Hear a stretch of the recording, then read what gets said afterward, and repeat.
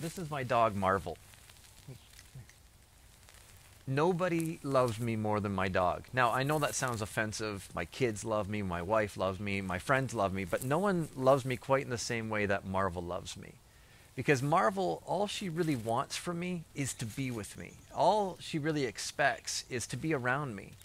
And then when I look at quarantine and how much we've been struggling with isolation, if anybody is excelling in quarantine, it's my dog. Because her dream has come true. She gets to be with me. She gets to be with our family like all day.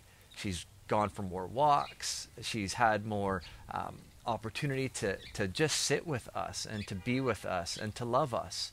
And I started to think about the idea of how much she loves me as compared to how much I love her. Now, I love my dog, but she loves me. It loves me in a way that I can't even fully understand. When I go out to work or if I even go to the store, she climbs up into our front window and sits there, and she waits. And what she's doing is one of two things. Either she's protecting our house because, of course, there's all kinds of threats that she wants to make sure she's looking after her family. But the other thing is she's just waiting for me. Sometimes she'll wait for hours. And every time I come home, I'll see her in the same spot in my window, and her tail just starts to wag. I could go out to my car to get something and come back in, and it's like I've been gone for a year. She just greets me with such love and adoration. It's this lopsided love that I can't fully understand. As much as I love her, she loves me more. I was thinking about the prodigal son and the parable of the prodigal son that we find in Luke chapter 15, and this lopsided love that we see between the father and the son.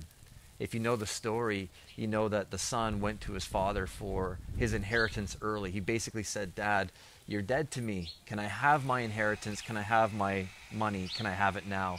And he took that money and he went off and he lived his own life, and he explored all kinds of different things that he thought would bring him happiness. And eventually the money ran out, and he thought to himself, if I go back, even my father's servants are treated better than I am right now. And so he concocted this speech like any good young person would do. When I go back, I'll say these things. Dad, if I could just become your servant, if you just have me back in.